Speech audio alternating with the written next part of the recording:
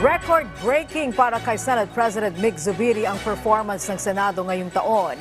Higit 30 panukalang batas kasi ang napirmahan na ni Pangulong Ferdinand R. Marcos Jr. kabilang ang pambansang pondo at priority bills ng administrasyon. Si Daniel Manalastas sa sentro ng balita.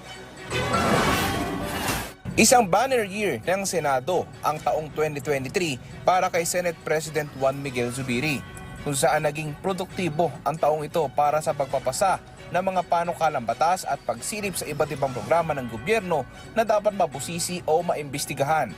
This year, we've had record-breaking Senate performance in almost all surveys that are being commissioned. So, job well done, everyone. Sa datos na nilabas sa tanggapan ni Zubiri, 32 bills ang napirmahan ng Pangulong Ferdinand R. Marcos Jr. Kabilang narito ang pambansang budget para sa taong 2024.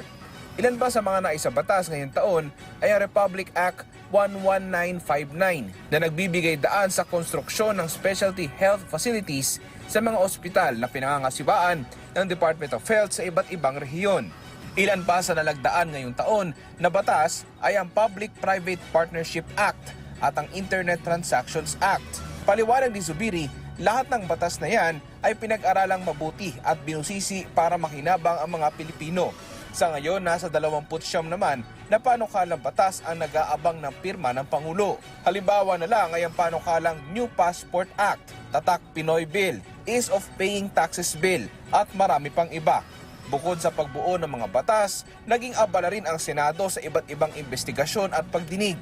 Tulad na lang sa ginagawang panggigipit ng China sa West Philippine Sea, ang umano'y kulto sa Socorro, Surigao del Norte, mga pulis na umano'y dawit sa katiwalian, problema sa NAIA, pagtaas ng presyo ng sibuyas at marami pang iba. Daniel Manalastas para sa Bayan.